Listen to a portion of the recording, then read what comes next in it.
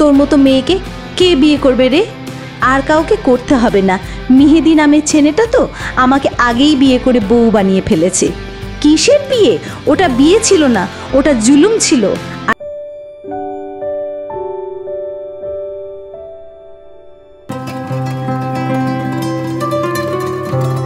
আমাদের জীবন কথা বলবো কিভাবে? সব মিথ্যে কথা। খারাপ লাগছে বললে সত্যি মেনে নেবে?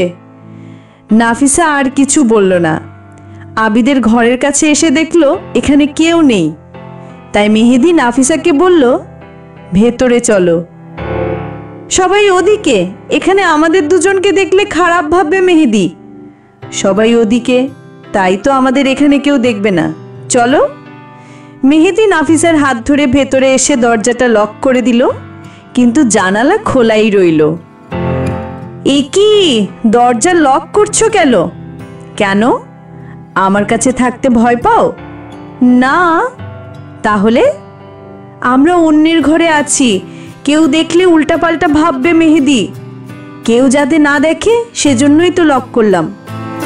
কথা বলতে বলতে মেহেদি আস্তে আস্তে এগিয়ে একদম নাফিসার কাছে এসে দাঁড়ালো। নাফিসা মুখে বললেও মনে মনে ঠিকই অস্বস্তি বোধ করছিল। মিচে খেসে বলল, আমার উপর বিশ্বাস নেই? আছে। আমাকে ভালোবাসো? প্রমাণ দিতে হবে? না, একটা গিফট দেবে, লাভ গিফট। সরি, ওরকম কোনো গিফট আমার কাছে নেই। মেহেদি। নাফিসা, আমি সিরিয়াসলি বলছি। কি গিফট বলো? একটা লিপ কিস। নাফিসা চোখ বড় বড় করে মেহেদির দিকে তাকালো। লিপ কিস আবার ভালোবাসার গিফট হয় নাকি? এমনিতেই সে অস্বস্তিতে ছিল, তার উপর মেহেদির এই কথা। পারবে না গিফটটা দিতে? মেহেদি দুই হাত পকেটে রেখে দাঁড়িয়ে আছে। নাফিসার চোখে পানি জমতে শুরু করেছে। তবুও সে মেহেদির মাথাটা দুই হাতে ধরে নিজের দিকে নিচু করলো। তারপর পায়ের আঙুলে ভর দিয়ে উঁচু হয়ে আস্তে আস্তে নিজের ঠোঁট দুটো মেহেদির ঠোঁটের দিকে এগিয়ে নিতে লাগলো। কাছাকাছি আসতেই মেহেদি হাত দিয়ে ওকে থামিয়ে দিয়ে সোজা হয়ে দাঁড়িয়ে হাসতে শুরু করলো। তুমি কি ভেবেছো আমি সত্যি এখন এমন গিফট নেব? আমি তো মজা করছিলাম। ভালোবাসা এভাবে প্রমাণ করতে হয় না, ভালোবাসা তো মন থেকে হয়, অনুভব করতে হয়। এসব চুমু টুমু কিচ্ছু না। নাফিসা হঠাৎ করে মেহেদির কলার ধরে নিজের দিকে জোরে একটা হেঁচকা টান দিল। টাল সামলে না পেরে মেহেদি নাফিসাকে নিয়েই খাটের ওপর পড়ে গেল। নাফিসা ওর নিচে, কিন্তু এখনো কলার ছাড়েনি। দুজনেই দুজনের দিকে তাকিয়ে আছে। মেহেদির দৃষ্টি সরিয়ে ওঠার চেষ্টা করতেই নাফিসা আবার কলার ধরে কাছে টানলো আর নিজের চোখ দুটো বন্ধ করে ফেলল। সে কি বোঝাতে চাইছে মেহেদি কিছুই বুঝতে পারছিল না। এই চেহারার দিকে তাকিয়েও থাকতে পারছিল না। কেমন যেন একটা মায়া ওকে কাছে টানছিল। নাফিসা, ছাড়ো। মেহেদি কলার থেকে নাফিসার হাত সরিয়ে তাড়াতাড়ি উঠে পড়ল। এক টানে নাফিসাকেও বসিয়ে দিল। নাফিসা শুধু ওর দিকে তাকিয়ে আছে। তুমি ঠিক আছো? নাফিসা চুপ। নাফিসা, তুমি ঠিক আছো? নাফিসা কোনো জবাব দিল না। উঠে দাঁড়িয়ে দরজার লকটা খুলতে চেষ্টা করলো, কিন্তু পারল না। মেহেদি এসে পেছন থেকে দরজাটা খুলে দিল। নাফিসা বেরিয়ে চলে গেল। একটু পর মেহেদিও বেরিয়ে বন্ধুদের কাছে ফিরে এলো। অনুষ্ঠান শেষে সন্ধ্যার দিকে বাসায় ফিরল নাফিসা। এর মধ্যে মেহেদির সাথে ওর আর কোনো কথা হয়নি। রাতে মেহেদি ফোন করেছিল, কিন্তু নাফিসা ধরেনি। তারপর সে মেসেজ পাঠালো, ফোন ধরছো না কেন? আমার উপর রেগে আছো? রাগের কারণটা কি? পরপর 3টে মেসেজ এলো। কোনো উত্তর না পেয়ে এবার নাফিসা নিজেই ফোন করলো। বলো, ফোন ধরছিলে না কেন? এমনি। এমনি মানে? তাহলে এখন ফোন করলে কেন? ইচ্ছে হলো তাই। এমন করে কথা বলছো কেন? আমার উপর রেগে আছো? না। রেগে আছো, কিন্তু রাগের কারণটা কি? বললাম তো রাগ করিনি। কাল ভার্সিটিতে আসবে? হ্যাঁ। ক্লাস করবে নাকি অনুশীলন? দুটোই। আরো কিছু বলবে? আমি তো বললাম, এবার তুমি বলো। কি বলবো? যা ইচ্ছে। বাসায় ফিরেছো, খেয়েছো, পড়েছো, ঘুমিয়েছো? জেগে আছি। আমি ঘুমাবো। আমি তোমার কথা শুনবো। আমি কিন্তু সত্যি খুব ক্লান্ত, অনেক ঘুম পেয়েছে। ওকে, তাহলে একটা মিষ্টি লাভ নাইট দাও, তারপর ঘুমাও। আমি মিষ্টি খাই না, তাই ওরকম কিছু দিতেও পারি না। তাহলে ঘুমাতেও পারবে না। ওকে, লাভ নাইট। হয়নি। আবার বলো, লাভ নাইট ডিয়ার, লাভ নাইট জানেমান। সকালে ভার্সিটিতে এলো নাফিসা। আগামীকাল গানের প্রতিযোগিতার দ্বিতীয় পর্ব। আজ অনুশীলনটা খুব জরুরি। দিনা আজ আসেনি, কবে থেকে আসবে কে জানে। একা একা ক্লাস করতেও ভালো লাগছে না ওর। পরপর 3টে ক্লাস করে লাইব্রেরিতে বসে গত ক্লাসের নোটগুলো শেষ করলো। লাইব্রেরি থেকে ক্লাসে ফেরার পথে কেউ একজন ওর হাত টেনে একটা খালি ঘরের মধ্যে নিয়ে এলো। মেহেদি এনেছে ওকে। কি ব্যাপার, এখানে আনলে কেন? তোমাকে একটা সারপ্রাইজ দেওয়ার জন্য জান। কিসের সারপ্রাইজ? আগে আমার একটা প্রশ্নের উত্তর দাও। কাল প্রতিযোগিতায় যাবে? প্রতিযোগিতা হলে যাব না কেন? যদি আমি যেতে নিষেধ করি? কি বলছো এসব? নিষেধ করবে কেন? কারণ আমি চাই না তুমি প্রতিযোগিতায় অংশ নাও। এতদিন ধরে অনুশীলন করছি আর এখন তুমি নিষেধ করছো কেন? এত কথার কিসের? বলেছি যাবে না তো যাবে না। তুমি যাবে? হ্যাঁ। তাহলে আমি যাব না কেন? কারণ আমি গেলে আমি জিততে পারবো না। প্রথম থেকেই আমার তোমাকে সহ্য হয় না। তুমি, তোমার এই সুর সবচেয়ে অসহ্যকর। আমার সাথে পাল্লা দিতে আসবে না কখনো, তাহলে বিপদে পড়বে। কি বলছো তুমি এসব? হঠাৎ এমন আজে বাজে কথা বলছো কেন? তোমার কি হয়েছে? আগে তো তুমি এমন ছিলে না। তুমি তো আমাকে ভালোবাসতে। ভালোবাসা? নাটক ছিল সুইটহার্ট, সবটা নাটক, বোঝো? তোমাকে তো আমার সহ্যই হয় না। ভালোবাসবো কিভাবে? এসব প্রেম ভালোবাসার কোনো মূল্য নেই আমার কাছে। তোমার চেয়েও শতগুণ সুন্দরী মেয়েরা প্রেমপত্র নিয়ে এসেছিল, কিন্তু ব্যর্থ হয়ে ফিরে গেছে। এখন প্রতিযোগিতা থেকে সরে যাওয়াই তোমার জন্য ভালো। নাফিসা পলকহীন চোখে ওর দিকে তাকিয়ে আছে। চোখে পানি টলমল করছে, অথচ মেহেদি মুখে এক চিলটে হাসি। নাফিসা, দাঁতে দাঁত চেপে, আর যদি আমি প্রতিযোগিতা থেকে না সরি? সেটাও সম্ভব হবে না গো। তোমাকে সরানোর ব্যবস্থা আমি আগেই করে রেখেছি। এই দেখো। মেহেদি মোবাইল বের করে নাফিসার তার কিছু ছবি দেখালো। একটা ছবি দিনার গায়ে হলুদের, যেখানে নাফিসা ওকে জড়িয়ে করেছিল। আর একটা রিসেপশনের দিন আবিদের রুমের, যেখানে মেহেদি পকেটে হাত দিয়ে দাঁড়িয়ে আছে আর নাফিসা ওকে কাছে টেনে চুমু খেতে যাচ্ছে। মেহেদি বলল, একটা মেয়ে জোর করে একটা ছেলের সাথে নোংরামি করার চেষ্টা করছে। ভাবা যায়? ভেবে দেখো তো, এই ছবি যদি ফেসবুকে, ভার্সিটি ক্যাম্পাসে ছড়িয়ে পড়ে, তুমি মুখ দেখাতে পারবে? সহ্য করতে পারবে এসব? এই ছবিগুলো যদি তোমার পরিবারের কাছে পৌঁছে যায়, ওনারা কি সহ্য করতে পারবেন? তোমাকে প্রতিযোগিতা থেকে সরানোর জন্যই ছিল আমার ভালোবাসার এই সাজানো প্ল্যান। আগেও বলেছি, এখনো বলছি, আমার সাথে লাগতে এসো না। অনেক বড় সমস্যায় পড়বে। প্রতিযোগিতা থেকে নাম না সরালে তোমার জীবনে কি ঘটবে তুমি কল্পনাও করতে পারবে না। ভেবে দেখো, এখনো সময় আছে। মেহেদি ক্লাস থেকে বেরিয়ে গেল। নাফিসাও মন খারাপ করে বেরিয়ে এলো। যার কাছ থেকে নোট নিয়েছিল তাকে নোটটা ফেরত দিয়ে অনুশীলনের জন্য অডিটোরিয়ামে গেল। মেহেদি লক্ষ্য করলো ও খুব চিন্তিত। নাফিসা গান গাইতে গিয়েও পারছিল না, বারবার আটকে যাচ্ছিল। স্যারকে অনেক বলে কয়ে সে বাসায় চলে এলো। আজ শুধু মেহেদি আর রিয়াদের অনুশীলন চলল। বাসায় ফিরে ফোনটাও বন্ধ করে দিল নাফিসা। বাসায় ফিরে ফোনটাও বন্ধ করে দিয়েছে নাফিসা। রাতে মেহেদি ফোন করে দেখলো ফোন বন্ধ। যাক, কষ্টটা তাহলে মনে লেগেছে। আজ প্রতিযোগিতা দ্বিতীয় পর্ব। পলাশ স্যার মেহেদি আর রিয়াদকে সাথে নিয়ে নাফিসার জন্য অপেক্ষা করছিলেন। স্যার ফোন করে দেখলেন ফোনটা বন্ধ। এত দেরি করছে কেন মেয়েটা? মেহেদি, স্যার নাফিসা মনে হয় আসবে না, আমাদের চলে যাওয়া উচিত। স্যার, আসবে না কেন? হয়তো গাড়ির জন্য দেরি হচ্ছে, আর একটু অপেক্ষা করি। মেয়েটা আবার ফোনটাও বন্ধ রেখেছে। মেহেদি মনে মনে, করতে থাকুন অপেক্ষা, ও আসলেই তো। আরও 5 মিনিট পর নাফিসা এসে হাজির। ওকে দেখে মেহেদি একেবারে অবাক। ও তো নিশ্চিত ছিল কালকের ঘটনার পর নাফিসা আসবে না, তাহলে এলো কেন? নাফিসা মেহেদির দিকে তাকাচ্ছেও না, কোনো প্রতিক্রিয়াও দেখাচ্ছে না, না হাসছে না মন খারাপ করছে। সে একদম স্বাভাবিক, এমন ভাব করছে যেন কিছুই হয়নি। নাফিসা, সরি স্যার, রিক্সা পাচ্ছিলাম না, তাই একটু দেরি হয়ে গেল।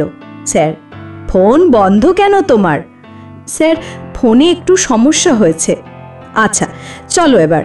নাফিসা, স্যার 3 জনকে নিয়ে প্রতিযোগিতার উদ্দেশ্যে রওনা দিলেন। গাড়িতে মেহেদি বারবার নাফিসার দিকে তাকাচ্ছিল, কিন্তু নাফিসা একবারও তাকালো না। সে একদম স্বাভাবিকভাবে বসে আছে। স্যার থাকায় মেহেদি কিছু বলতেও পারছিল না। অবশেষে 3 জনেই প্রতিযোগিতায় অংশ নিল। ফলাফল ঘোষণার পর দেখা গেল নাফিসা প্রথম হয়েছে, মেহেদি দ্বিতীয়, আর তৃতীয় হয়েছে সেই ছেলেটা যে গত পর্বে প্রথম ছিল। 11 জন থেকে 5 জনকে বাছাই করা হয়েছে ফাইনাল পর্বের জন্য। রিয়াদ বাদ পড়ে গেছে। তবুও স্যার খুব খুশি, কারণ প্রথম আর দ্বিতীয় স্থান তাদের ভার্সিটিই দখল করে রেখেছে। তিনি আশা করছেন ফাইনাল পর্বে এই 2 জনের মধ্যেই কেউ একজন চ্যাম্পিয়ন হবে। এদিকে মেহেদির আগে ফুঁসছে, ইচ্ছে করছে নাফিসাকে শেষ করে দিতে। এত কঠোরভাবে ভয় দেখালো, তবু ও আজ এলো কেন? ও না এলে তো আজ মেহেদিই প্রথম হতো। স্যার তাদের নিয়ে ভার্সিটির উদ্দেশ্যে রওনা দিলেন। ভার্সিটিতে খবরটা ছড়িয়ে পড়তেই জয়ের উল্লাসে মেতে উঠল অন্য শিক্ষার্থীরা।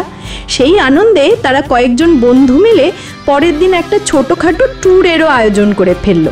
বেশি দূরে নয়, একটা বাস ভাড়া করে গাজীপুর জাতীয় উদ্যানে যাবে। সকালে গিয়ে সারাদিন ঘুরে ফিরে বিকেলে চলে আসবে। মেহেদি শুধু সুযোগ খুঁজছিল নাফিসার সাথে কথা বলার, কিন্তু নাফিসা তাকে সেই সুযোগই দিচ্ছিল না। বারবার কোনো না কোনোভাবে এড়িয়ে চলছিল। কখন যে ও ভার্সিটি থেকে চলে গেছে মেহেদি খেয়ালও করতে পারেনি। রাতে অনেকবার ফোন করেও পায়নি, ফোন বন্ধ। সকালে ট্যুরে এলো নাফিসা, সাথে নতুন দম্পতি দিনা আর আবিদও আছে। ট্যুরটা তারা মিস করতে চায়নি, তাই চলে এসেছে। চ্যানেলটি এখনও যারা সাবস্ক্রাইব করেননি তারা সাবস্ক্রাইব করে পাশে থাকুন। নাফিসা দিনাকে পেয়ে অনেক খুশি। বাসে সারাক্ষণ দিনার সাথেই বসেছিল। আজ নাফিসার হাতে ফোন আছে। মেহেদি পাশের সিটে বসেই ওর নম্বরে ফোন করে দেখলো কল ঢুকেছে, তাই আবার কেটে দিল। ফোনের স্ক্রিন জ্বলে ওঠায় নাফিসা একবার ফোনের দিকে আর একবার মেহেদির দিকে তাকালো, তারপর আবার দিনার সাথে কথা বলতে লাগলো। ছেলেমেয়েরা হইচই মজা করতে করতে গাজীপুর পৌঁছে গেল। খাবার খেয়ে তারা বাস থেকে নেমে শালবনের দিকে ঢুকলো। অনেক গাছপালা, সাথে পাখিদের কিচিরমিচির গান। দুপুরের দিকে নেমেছে, জায়গাটা বেশ জনশূন্য। এক একজন এক এক দিকে হাঁটছে, ঘুরে ফিরে দেখছে আর ছবি তুলছে। নিচে শুকনো পাতার স্তূপ, পা ফেললেই ঝুমঝুম শব্দ হয়। পরিবেশটা ভালোই লাগছে। সবাই সামনে এগিয়ে গেছে। পেছনে ধীর পায়ে দিনা নাফিসার সাথেই হাঁটছিল। আবিদ ডাকতেই ও সেদিকে চলে গেল। নাফিসা একা একা সেলফি তুলছিল। হঠাৎ কেউ একজন তার মুখ চেপে ধরে পেছন থেকে টেনে ঝোপের আড়ালে নিয়ে গেল। নাক মুখ একসাথে চেপে ধরায় নাফিসার দম প্রায় বন্ধ হয়ে আসছিল। লোকটা হাত ছাড়তেই নাফিসা জোরে জোরে শ্বাস নিতে লাগলো। পেছনে তাকিয়ে দেখলো মেহেদি। নাফিসা ঠিক মতো কথাও বলতে পারছিল না। মেহেদি পানির বোতলের মুখ খুঁড়ে ওর সামনে এগিয়ে দিল। নাফিসা পানি খেয়ে একটু স্বাভাবিক হলো, তারপর বোতলটা ছুঁড়ে ফেলে দিয়ে চেঁচিয়ে বলল, তোমার সাহস হয় কি করে এভাবে আমাকে এখানে নিয়ে আসার? মেহেদি, আস্তে কথা বলো। নাফিসা, আস্তে কেন বলবো, আমি চিৎকার করে বলবো। মেহেদি আবার ওর মুখ চেপে ধরে বলল, আস্তে কথা বলো, না হলে তোমার গলাটাই কেড়ে নেব। তোমাকে নিষেধ করার সত্ত্বেও কাল প্রতিযোগিতায় অংশ নিয়েছো কেন? নাফিসা, ইচ্ছে হয়েছে তাই, তুমি বারণ করার কে? মেহেদি, কি চাও তুমি? ছবিগুলো আপলোড করে দেব? এখনো সময় আছে, স্যারকে বলে নাম কাটিয়ে নাও। নাফিসা এবার হো হো করে হাসতে লাগলো। মেহেদি অবাক, ভয় পাওয়ার জায়গাও হাসছে। নাফিসা হাসি থামিয়ে বলতে শুরু করলো, কি ভেবেছো তুমি? ছবি আপলোড করার ভয় দেখিয়ে আমাকে হুমকি দিলেই আমি নাম কাটিয়ে নেব? এবার আমি বলছি, তুমি নাম কাটিয়ে নাও মিস্টার মেহেদি। অভিনয় কি শুধু তুমিই করতে পারো, আমি পারি না? ছবি আমার কাছেও আছে, দেখবে? দাঁড়াও, দেখাচ্ছি। নাফিসা তার ফোন থেকে ছবি বের করে মেহেদির সামনে ধরলো। মেহেদি একেবারে অবাক। এটা সেই ছবি যেখানে মেহেদি নাফিসার দিকে ঝুঁকে মালার সুতো কাটছিল, আরেকটা আবিদের রুমের যেখানে খাটে নাফিসার ওপর পড়ে আছে মেহেদি। দুটো ছবিতেই মেহেদিকে খারাপ দৃষ্টিতে দেখানো হয়েছে। মেহেদি বড় বড় চোখে নাফিসার দিকে তাকালো। নাফিসা তাচ্ছিল্যের হাসি হেসে আবার বলতে লাগলো, কি ভাবছো এই ছবি তুললো কে? তাহলে শোনো, আমি বলছি, তোমার প্রাণ প্রিয় বন্ধু রিশাদ। হ্যাঁ, রিশাদ, যাকে দিয়ে তুমি আমার ছবি তুলিয়েছো, সেই তোমার এই ছবিগুলো তুলেছে। ওই কপিগুলো তোমাকে দিয়েছে আর এই কপিগুলো আমাকে দিয়েছে। এখন ভাবছো রিশাদ এটা কেন করলো? তাহলে শোনো, রিশাদ আমার রূপে মুগ্ধ হয়ে আমার প্রেমে পড়ে গেছে, আর সেটা আমি তোমার প্রস্তাবের আগেই বুঝতে পেরেছিলাম। তোমার অনুপস্থিতিতে ও মাঝে মাঝেই আমার সাথে কথা বলার সুযোগ খুঁজতো। আর যেই দিন থেকে তুমি এই প্ল্যান করেছো, তার পরের দিনই রিশাদ ক্যান্টিনে গিয়ে দিনাকে আবিদ ভাল্লার কাছে পাঠিয়ে আমাকে সব বলে দিয়েছে। তখনই আমি বুঝতে পেরেছি রিশাদ এটা কেন করলো। প্রেমে পাগল হলে মানুষ বন্ধুকেও ভুলে যায়। কি আজব না? নাফিসা, আমাকে কতটা পছন্দ করে বুঝতে পারছো, যার জন্য তোমার বিরুদ্ধে গিয়ে আমাকে সমর্থন করছে। সেদিন রাতে বসে বসে আমিও তোমার প্ল্যানের বিপরীতে একটা প্ল্যান সাজালাম। তোমার সাথে সাথে আমিও অভিনয় শুরু করলাম। তুমি যখন যেভাবে চেয়েছো সেভাবেই নেচেছি তোমার সাথে। হলুদের অনুষ্ঠানে তোমার বোতামে ইচ্ছে করে মালার সুতোটা পেঁচিয়ে দিয়েছিলাম। রিসেপশনে তোমাকে হঠাৎ কাছে টেনে নিয়েছিলাম। পরশু তোমার কোথায় মন খারাপের অভিনয় করেছিলাম। আর রিশাদ তো আছেই আমার সমর্থক।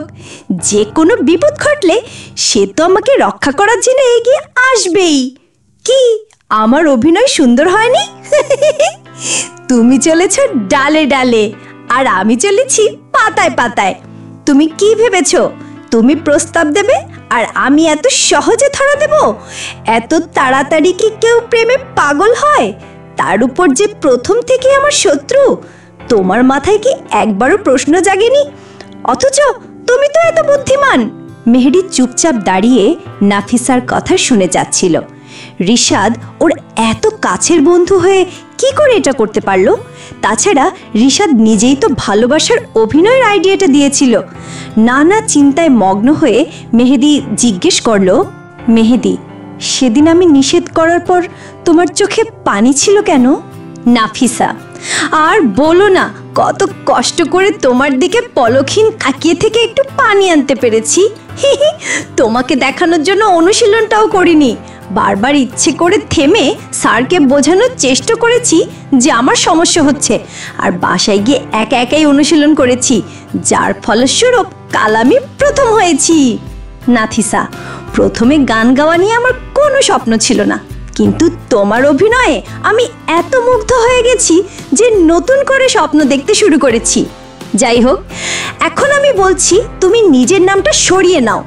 মেহেদি, সরাবো না আমি, দেখতে চাই তুমি কি করতে পারো। নাফিসা, চিন্তা করো না, আমি তোমার মতো ছবি আপলোড করব না, সোজা থানায় পাঠিয়ে দেব।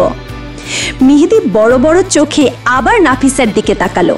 নাফিসা বলতে লাগলো, নাফিসা, তুমি ছবি আপলোড করলে কয়েকজনের চোখে আমি খারাপ হব, এর বেশি কিছু না। আর আমি যদি এই ছবি দেখিয়ে তোমার নামে অপহরণের মামলা দিই কেমন হবে? প্রতিযোগিতা তো দূরের থাক, ভার্সিটি থেকে বহিষ্কার, পরিবার থেকে বিতাড়িত, সাথে রিমান্ডের মার। সহ্য করতে পারবে তো? সারা জীবন জেলের ঘানি টানতে হবে। এখন কি ইচ্ছে করছে তোমার?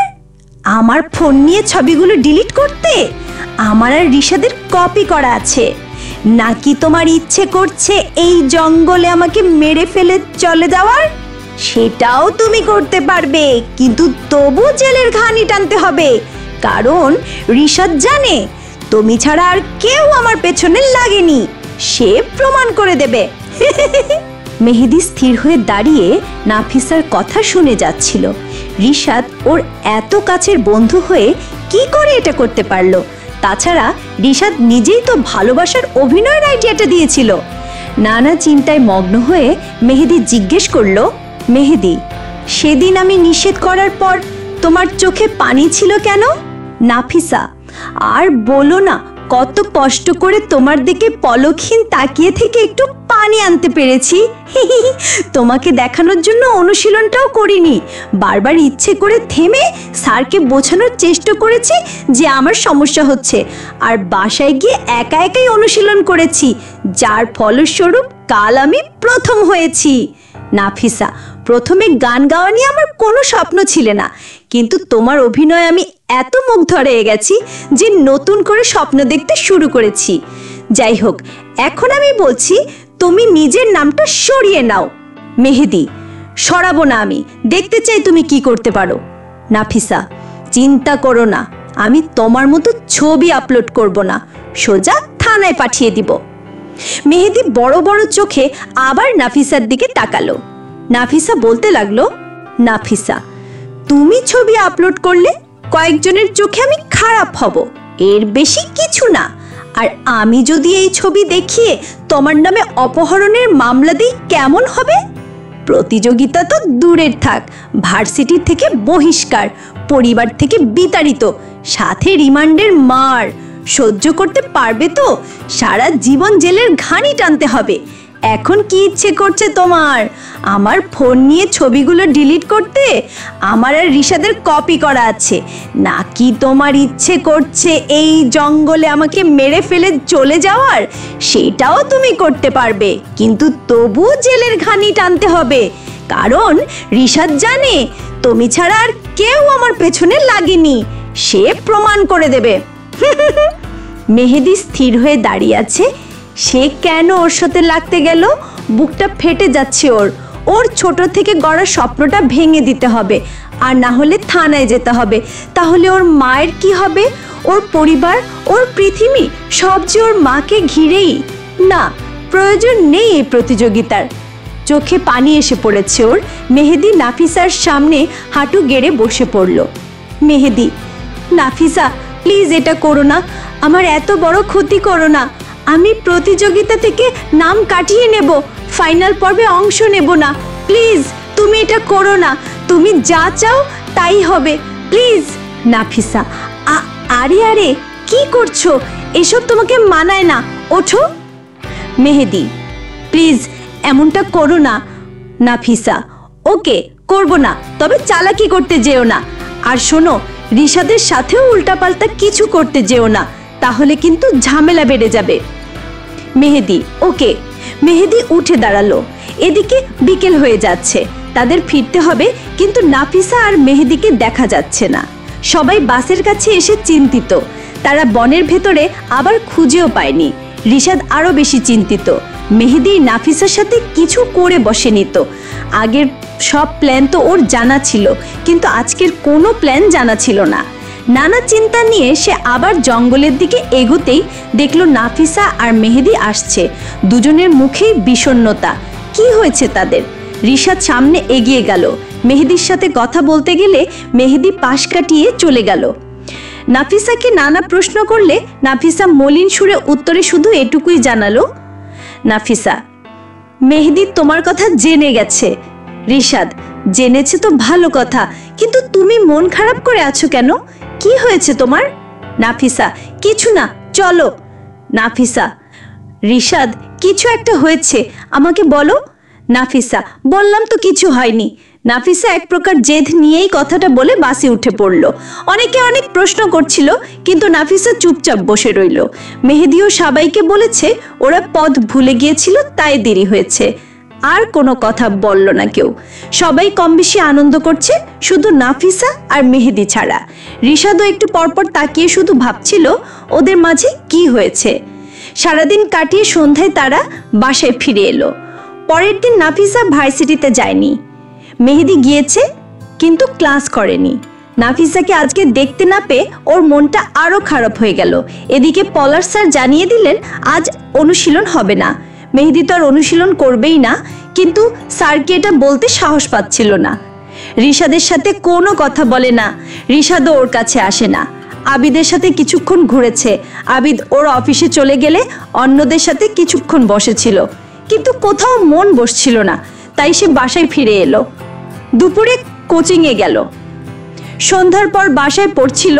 ওর মা রান্নাবান্না শেষ করে ঘর গোছাচ্ছিলেন, এমন সময় বাইরে থেকে কেউ মেহেদির নাম ধরে ডাকলো। মেহেদি বেরিয়ে গেল, সাথে ওর মাও দরজা পর্যন্ত গিয়ে দাঁড়ালেন। বাইরে 4 জন পুলিশ। মেহেদি আর ওর মা দুজনেই অবাক হয়ে তাকিয়ে রইল। পুলিশ, আমাদের সাথে থানায় চলো। মেহেদি, থানায়? থানায় কেন স্যার? পুলিশ, থানায় কেন বুঝতে পারছো না? মার পড়লে এমনিতেই বুঝে যাবে। মেহেদির মা ভয়ে আটকে উঠলেন, ভয়ার্ত কণ্ঠে বললেন, স্যার আমার ছেলে থানায় যাবে কেন? কি করেছে ও? পুলিশ, আপনার ছেলের নামে অপহরণের মামলা আছে। নাফিসা নামের এক মেয়েকে কয়েকবার অপহরণ করার চেষ্টা করেছে। মেহেদি বড় বড় চোখে তাকালো। নাফিসা পাঠিয়েছে, সে তো বলেছিল নাম কাটিয়ে নেবে, তাহলে মিথ্যে মামলা দিল কেন? মেহেদির মা তো কান্না শুরু করে দিয়েছেন। মা, স্যার কি বলছেন এসব? আমার ছেলে এমন না। পুলিশ, আপনি বাসা থেকে কিভাবে জানবেন আপনার ছেলে কেমন? এই যে দেখুন, এটা কি আপনার ছেলে না? মেহেদির মা ছবিটা দেখে মেহেদির দিকে তাকালো। মেহেদিও ওর মায়ের দিকে তাকিয়ে আছে। মায়ের চোখের পানি ওর সহ্য হচ্ছে না। কি করে বলবে ওর নামে মিথ্যে মামলা দেওয়া হয়েছে? মা মেহেদির কাছে এসে দাঁড়ালো। মা, এসব কি সত্যি? কথা বলছো না কেন? এসব সত্যি? মেহেদি, মা আমার নামে মিথ্যে মামলা দেওয়া হয়েছে, আমি এসব করিনি। পুলিশ, রিশাদ নামের আপনার ছেলের বন্ধু মেয়েটির পক্ষে সাক্ষী দিয়েছে, প্রমাণ ছাড়া আমরা এগোই না। মা খুব ভালো করেই জানেন রিশাদ মেহেদির কতটা কাছের বন্ধু, তার উপর এই ছবি। তিনি আর বিশ্বাস না করে পারলেন না। মা মেহেদির গালে একটা থাপ্পড় দিয়ে কেঁদে কেঁদে বললেন, আজকে তোর বাপের পরিচয় দিয়ে দিলি। তোর কথা ভেবেই জীবনটা শেষ করে দিলাম। অতীত ভুলে তোর মুখের দিকে তাকিয়ে ভাবতাম আমি হয়তো একজন সুখী মা। আমার ছেলে আমার কাছে আছে, আর কিছু লাগবে না। আমি তো এটাই ভুলে গেছি তোর শরীরে কার রক্ত বইছে। প্রমাণ করে দিলি বাপ কা বেটা। যতই ভালো করার চেষ্টা করি, রক্তের সম্পর্ক তো মোছা যায় না। নিয়ে যান স্যার, এমন শাস্তি দেন যাতে জীবনে আর কোনো মেয়ের দিকে না তাকায়। মেহেদি, মা বিশ্বাস করো আমি এসব করিনি, তোমার ছেলে এমন কিছু কখনো করেনি। মা হু হু করে কাঁদতে লাগলেন। পুলিশ মেহেদিকে সাথে নিয়ে চলে গেল। যাওয়ার সময় সে বারবার চিৎকার করে বলছিল, মা তোমার ছেলে এসব কিছু করেনি, আমি বাবার মতো হইনি। থানায় নিয়ে আসার পর পুলিশ মেহেদির ফোন নিয়ে নিল। মেহেদি, স্যার একটা কল করব, 2 মিনিটের জন্য দিন স্যার। পুলিশ, এসবের নিয়ম নেই। মেহেদি, স্যার আমার মা অসুস্থ, একজনকে বলবো যেন খেয়াল রাখে, প্লিজ স্যার। অনেক অনুরোধের পর ফোনটা দিল। পুলিশ মেহেদির পাশেই দাঁড়িয়েছিল। আবিদ ভয় পেয়ে গেল। কয়েকজনকে ডেকে রাতেই তাকে হাসপাতালে নিয়ে এলো। সেবা করার জন্য দিনাকেও নিয়ে এসেছে।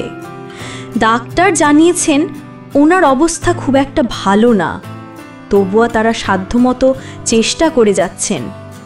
মেহেদি কারাগারে বন্দি হয়ে শুধু ওর মায়ের কথা ভাবছে। মা কি এখনো কাঁদছে? আবিদ কি মায়ের কাছে গেছে? মায়ের একটু খেয়াল রাখছে তো? এমন নানা চিন্তা ওর মাথায় ঘুরপাক খাচ্ছে। রাতে বই সামনে রেখে বসে আছে নাফিসা। এমন সময় রিশাদ ফোন করলো। নাফিসা, হ্যালো রিশাদ, তোমার জন্য একটা ভালো খবর আছে। কি হতে পারে বলো তো? নাফিসা, মেহেদিকে নিয়ে কিছু হবে হয়তো, এত না পেঁচিয়ে বলে ফেলো। রিশাদ, এইমাত্র খবর পেলাম মেহেদিকে থানায় নেওয়া হয়েছে। নাফিসা, মামলা যখন দিয়েছি থানায় তো যাবেই। রিশাদ, কিন্তু এটা কি একটু বেশি হয়ে গেল না নাফিসা? তুমি অন্যভাবেও হুমকি দিতে পারতে। কেন? এখন কি বন্ধুর জন্য খুব মায়া লাগছে? তাহলে যাও জামিন করিয়ে নিয়ে আসো। আমার সাথে এখন রাগ দেখাচ্ছ কেন? আমার শুধু মনে হলো ডোজটা একটু বেশি হয়ে গেছে। আচ্ছা বাদ দাও, তুমি কি করছো এখন? নাফিসা, তোমার সাথে কথা বলছি। রিসাদ, এছাড়া? নাফিসা, বই সামনে রেখে বসে আছি। ওহ, পড়ার সময় বিরক্ত করলাম, সরি। আর 2 মিনিট বিরক্ত করব। নাফিসা, কি বলবে তাড়াতাড়ি বলো। রিসাদ, তোমার বন্ধুর তো বিয়ে হয়ে গেছে, তোমার বিয়ে কবে হবে? নাফিসা, জানি না। রিসাদ, বাবাকে পাঠাবো নাকি বাসায়? নাফিসা, বেশি বেশি হয়ে যাচ্ছে না? রিসাদ, সমস্যা কোথায়? আজ হোক কাল হোক তো আসবেই।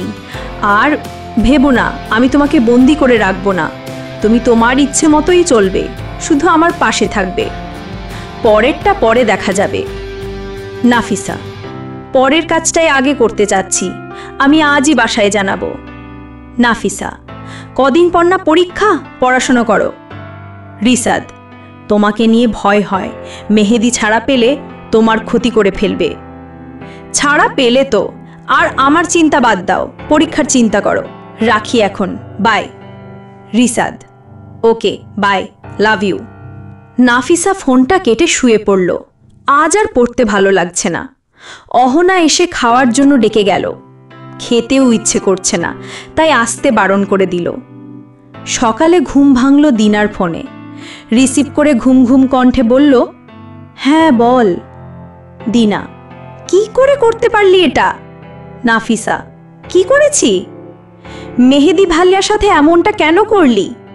নাফিসা, না জেনে আমাকে ভুল বুঝিস না, ও আমাকে ধোকা দিয়ে প্রতিযোগিতা থেকে সরাতে চেয়েছিল। রিসার্চ সেটা আমাকে আগে বলে দেওয়ায় ওর চালে আমি ওকেই ফেলেছি। দিনা, সাধারণ একটা প্রতিযোগিতার জন্য এমনটা করলি? জেলে পাঠালি কেন? অন্য কোনোভাবেও তো শিক্ষা দিতে পারতি। নাফিসা, তুই কি মেহেদি শোকে কান্না শুরু করলি নাকি? ও আরও অনেক বড় একটা ভুল করেছে, সেই ভুলের শাস্তি এখন পাচ্ছে। দিনা, ছি, তুই এতটা পাষাণ সেটা আমার জানা ছিল না। তোর দেওয়ার শাস্তি শুধু মেহেদি ভাইয়া পায়নি, তার মাও পেয়েছে। ছেলের অপবাদ সইতে না পেরে আজ ভোরে তিনি দুনিয়া ছেড়ে চলে যাচ্ছেন। দোষ তো নিশ্চয়ই এই মায়ের ছিল না। নাফিসা শোয়া থেকে উঠে বসল। মা দুনিয়া ত্যাগ করেছে মানে? দিনা, মেহেদি ভাইয়ার মা আজ মারা গেছেন। তার পরিবারে শুধুমাত্র তার মার সেই ছিল। আজ তোর এই প্রতিশোধের জন্য ভাইয়াটা একা হয়ে গেল। পুলিশ ভাইয়াকে নিয়ে যাওয়ার পর কাল রাতেই তিনি হার্ট অ্যাটাক করেন। আবিদ হাসপাতালে নিয়ে এসেছিল, আমিও সাথে এসেছি। শুধু শুধু তোকে এইসব শোনাচ্ছি কেন? একটা সাহায্য করতে পারবি? মাকে একবার দেখার সুযোগ করে দিতে পারবি সেই হতভাগা ছেলেটিকে? এইটুকু দয়া অন্তত কর একটা মানুষের ওপর। আবিদ থানায় গেছে, তুই পুলিশের কাছে সুপারিশটা অন্তত করে দে। নাফিসা, কোন হাসপাতাল? শুধু হাসপাতালের নামটা বলে দিনা ফোনটা কেটে দিল। নাফিসা স্তব্ধ হয়ে বসে আছে। এটা কি শুনল সে? মেহেদির মা ছাড়া পৃথিবীতে আর কেউ নেই, তার প্রতিশোধের জন্য একজন মা দুনিয়া চলে গেলেন। এটা বলেই ঝটপট ফোনটা হাতে নিয়ে বাবার ছোটবেলার বন্ধু এক পুলিশ আঙ্কেলকে ফোন করে ব্যাপারটা বলল নাফিসা। চ্যানেলটি এখনও যারা সাবস্ক্রাইব করেননি তারা সাবস্ক্রাইব করে পাশে থাকুন। পুলিশ আঙ্কেল জানালেন তারা মেহেদিকে নিয়ে হাসপাতালেই যাবেন। নাফিসা বিছানা ছেড়ে জামাটা পাল্টে হাত মুখ ধুয়ে দ্রুত বেরিয়ে গেল হাসপাতালের উদ্দেশ্যে। হাসপাতালে গিয়ে দেখল দিনা পাশে বসে আছে, মেহেদি এখনো আসেনি। পুলিশ মেহেদিকে মায়ের কথা না জানিয়ে হাসপাতালের উদ্দেশ্যে রওনা দিয়েছে। থানার গেট থেকে বের হওয়ার সময় আবিদের সাথে দেখা হলো। মেহেদি, আবিদ তুই এখানে? আমার মা ঠিক আছে? হ্যাঁ হ্যাঁ স্যার, আপনার সাথে একটু কথা আছে। পুলিশ অফিসার আবিদের সাথে একপাশে কথা বললেন এবং জানালেন তারা এখন মেহেদির মায়ের কাছে হাসপাতালেই যাচ্ছেন। আবিদ সহ পুলিশ হাসপাতালে এলো। কেবিনে ঢুকেই মেহেদি থেমে গেল। বেডে কেউ একজন শুয়ে আছে, শরীরটা সম্পূর্ণ সাদা কাপড়ে ঢাকা। মেহেদি, স্যার এখানে আনলেন কেন? পুলিশ কোনো জবাব দিল না। আবিদ মেহেদির হাত ধরে সামনে নিয়ে এলে নার্স মুখ থেকে সাদা কাপড়টা সরিয়ে দিল। মেহেদি তার মায়ের চেহারাটা দেখে আঁতকে উঠল। মুখটা ধরে বলতে লাগলো, মা তুমি এখানে কেন? এভাবে শুয়ে আছো কেন? এই মা, ওঠো না একটু। আবিদ, মেহেদি, আন্টি আর বেঁচে নেই। মেহেদি আবিদকে খুব জোরে ধাক্কা দিল। এই, তুই কি বলছিস এসব? এই যে আমার মা, এই যে, আর একবার এসব বললে তোকে খুন করে ফেলবো আমি। আবিদ, আন্টি স্ট্রোক করেছিলেন কাল রাতে, আজ ভোরে মারা গেছেন। মেহেদি, চুপ করবি আবিদ, আমি কিন্তু সত্যিই তোকে খুন করে ফেলবো। মেহেদি, এই মা, ওঠো না একটু, দেখো আবিদ কত খারাপ কথা বলছে তোমাকে নিয়ে। আমার সাথে রাগ করে আছো তাই না? মা, আমি সত্যি বলছি, তোমার ছেলে কাউকে অপহরণ করেনি, ওরা সবাই মিথ্যে বলেছে, বিশ্বাস করো একবার। মা গো, ওঠো। মেহেদি অনেকক্ষণ ধরে তার মাকে ডাকলো, কিন্তু মা যে আর কোনো সাড়া দিলেন না। পরক্ষণে সে হাউমাউ করে কাঁদতে লাগলো। রুমের এক কোণে দাঁড়িয়ে কেউ একজন ওড়না দিয়ে মুখ চেপে কাঁদছে। মেহেদি এসেছে ঠিকই, কিন্তু এই মেয়েটিকে সে খেয়াল করেনি। দিনা আর আবিদও কাঁদছে। অনেকক্ষণ মায়ের কাছে বসে কান্না করে মেহেদি স্তব্ধ হয়ে গেছে। কোনো কথা, কোনো শব্দ করছে না আর। আবিদ মাকে বাসায় নিয়ে যাওয়ার ব্যবস্থা করলো। রুম থেকে বের করতেই মেহেদি উঠে দাঁড়ালো। হাসপাতালের লোকেরা মাকে নিয়ে অ্যাম্বুলেন্সে তোলার জন্য পুলিশ দরজার কাছে দাঁড়িয়ে আছে। মেহেদি এক কদম সামনে এগোতেই দিনার পাশে দাঁড়িয়ে থাকা মেয়েটার দিকে ওর চোখ পড়ল। কান্না ভেজা চোখ দুটি ছলছল করে তাকিয়ে আছে ওর দিকে, আর মুখটা চেপে ধরে আছে। মেহেদি দরজার দিকে না গিয়ে ধীর পায়ে নাফিসার দিকে এগিয়ে গেল। নাফিসার হাত থেকে মুখে চাপা ওড়নাটা সরে গেল। মেহেদি একটা হাত দিয়ে আলতো করে নাফিসার গাল স্পর্শ করে খুব শান্ত গলায় বলতে লাগলো, অভিনয় করতে করতে সত্যিই ভালোবেসে ফেলেছিলাম তোকে। শুধু নিজের স্বপ্ন পূরণের জন্য প্রতিযোগিতায় অংশ না নিতে তোকে হুমকি দিয়েছিলাম। ছবিগুলো দেখে একটু ভয় দেখাতে চেয়েছিলাম। উদ্দেশ্যটা সফল হলে তোর কাছ থেকে ক্ষমা চেয়ে নিতাম, তোকে আবার আপন করে নিতাম। তুই সরে না গেলেও আমি ওসব আপলোড করতাম না। কোনো মেয়ের সম্মান নিয়ে খেলা করার কোনো ইচ্ছা আমার ছিল না। এখন যে কথাগুলো বললাম তার একটাও মিথ্যে না। আমার মা আজ চলে গেছে, এটা যদি সত্যি হয় তাহলে এই কথাগুলো আমার সত্যিই ভালোবেসে ফেলেছিলাম। সত্যি উদ্দেশ্য সফল হলে তোর কাছ থেকে ক্ষমা চেয়ে আপন করে নিতাম। কিন্তু তুই কি করলি? আমার পৃথিবীটাই কেড়ে নিলি। বলেছিলাম তো আমি নিজেই নাম সরিয়ে নেব, তবুও কেন আমার সব কিছু শেষ করে দিলি? বিশ্বাস কর, মা ছাড়া আমার দুনিয়ার আর কেউ ছিল না। আজ মাও নেই। আমি বেঁচে আছি কেন বলতে পারিস? একটি কাজ কর, আমার মামলাটা এমনভাবে সাজা যাতে কয়েক ঘন্টার মধ্যে আমার ফাঁসির রায় হয়ে যায়, তাহলে তুই আরও শান্তি পাবি। নাফিসার দু চোখ বেয়ে পানি পড়েই যাচ্ছে। কথাগুলো বলতে বলতে মেহেদিরও দু চোখ বেয়ে পানি পড়ছে। হঠাৎ মেহেদির হাতটা গাল থেকে নাফিসার গালে নেমে গেল। খুব জোরে চেপে ধরে বলল, রিসাদের সাথে থাকবি তুই। রিসাদ কেন? দুনিয়ার কোনো ছেলের সাথে থেকে তুই শান্তি পাবি না, কোথাও শান্তি পাবি না নাফিসা। কোন মায়ের কলিজায় তুই আঘাত করেছিস? কোথাও শান্তি পাবি না। নাফিসা দু হাতে মেহেদির হাত ছাড়াতে লাগলো। পুলিশ দৌড়ে এসে মেহেদিকে ছাড়িয়ে নিয়ে গেল। যাবার সময় মেহেদি শুধু চিৎকার করে একটা কথাই বলছিল, কোথাও শান্তি পাবি না তুই নাফিসা, কোথাও শান্তি পাবি না। নাফিসা কাঁদতে কাঁদতে ফ্লোরে বসে পড়ল। তার সাথেই কেন এমন হয়? নিজের মাকে সে কোনোদিন দেখেনি, আর আজ তার জন্যই অন্য কারো মা হারিয়ে গেল। এটা সে কিভাবে করতে পারলো? দিনা নাফিসার পাশে বসে বলতে লাগলো, দিনা, তুই কাঁদছিস কেন? তোর তো খুশি হওয়ার কথা। প্রতিশোধ তো নামা হয়ে গেছে, এবার বাসায় চলে যা। দিনা উঠে চলে গেল। নাফিসা ওর যাওয়ার পথের দিকে তাকিয়ে রইল। সে তো এমনটা চায়নি। মেহেদির পরিবার সম্পর্কে সে তো কিছুই জানত না। প্রতিশোধের মোহে সে অন্ধ হয়ে গিয়েছিল। আজ ওর সবচেয়ে কাছের বন্ধু ওর বিপক্ষে।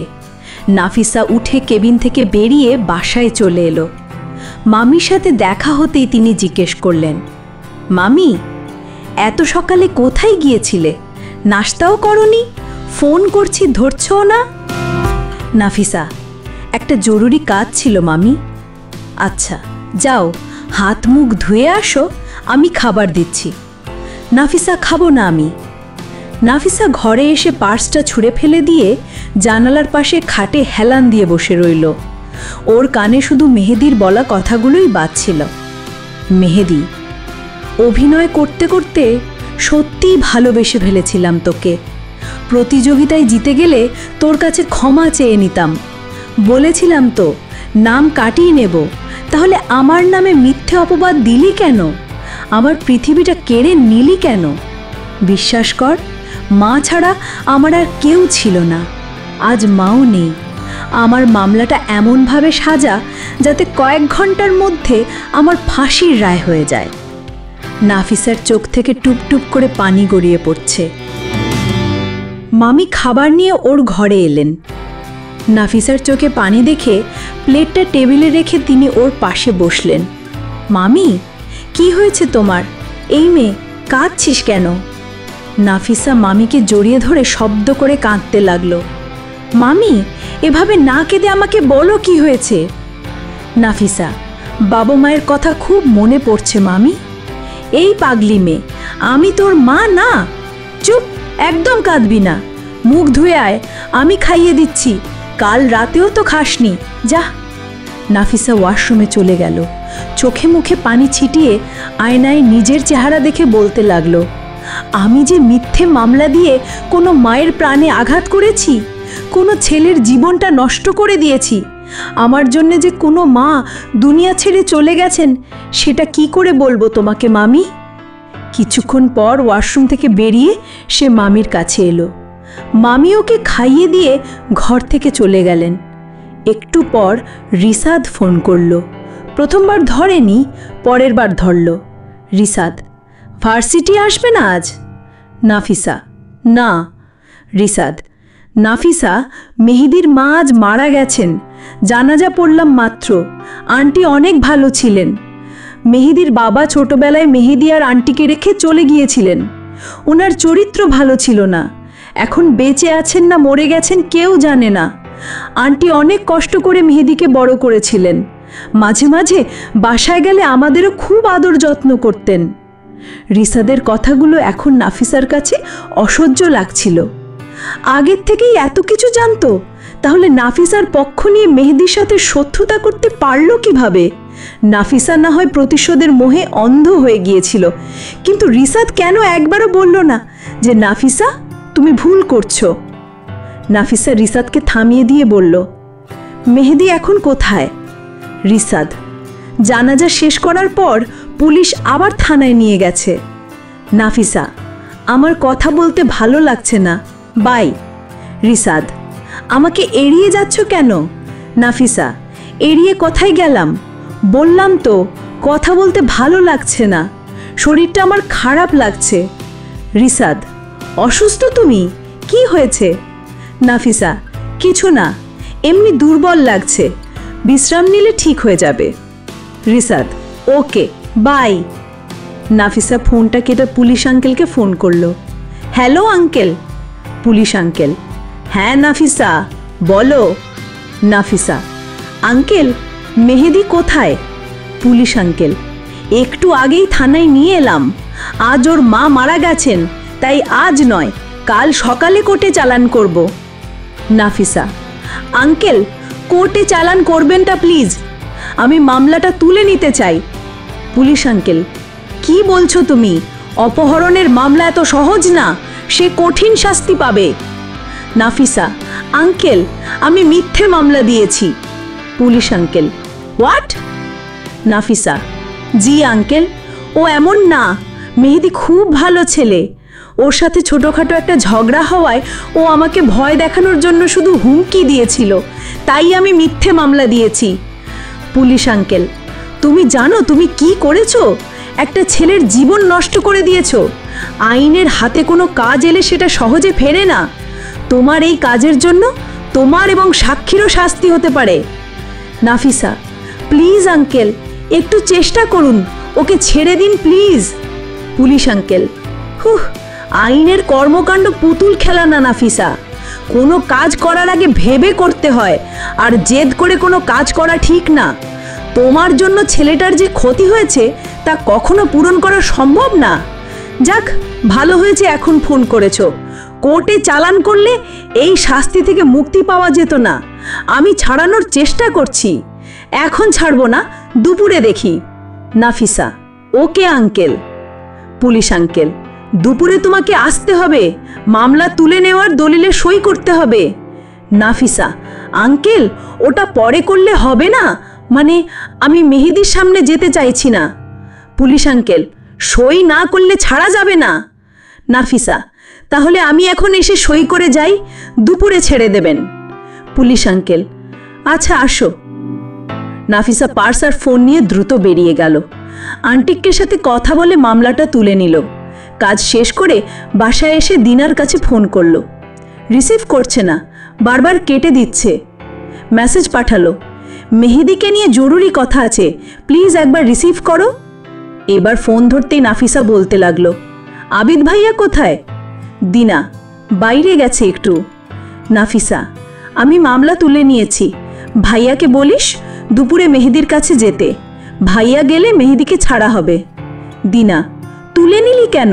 ওর শাস্তি পাওয়া দরকার ছিল, তাছাড়া তুইও তো খুব শান্তি পাবি। নাফিসা, দিনা প্লিজ বারবার এক কথা বলবি না, দোষ আমার একার ছিল না, শুরুটা মেহেদিই করেছে। নাফিসা ফোনটা কেটে দিল। দুপুরে আবিদ মেহেদিকে নিয়ে তাদের বাসায় এলো। পুরো ভার্সিটি সহ আশেপাশে সবাই জেনে গেছে মেহেদি অপহরণের দায়ে জেলে ছিল। একটা দিন, মাত্র একটা দিনে মেহেদির পুরো জীবনটা পাল্টে গেছে। বিকেলটা কাটিয়ে আবিদের বাসা থেকে জোর করে নিজের বাসায় ফিরে এলো মেহেদি। মায়ের ঘরটা একবার ঘুরে দেখল, নিজের ঘরটাও দেখল। প্রত্যেকটা আসবাবপত্র নিয়ে হাজারো স্মৃতি চোখের সামনে ভাসছে। সন্ধ্যায় আবিদও চলে এসেছে মেহেদির সাথে থাকতে। এখন ওকে একা ছাড়া যাবে না। নাফিসা আজও বই সামনে নিয়ে বসে আছে।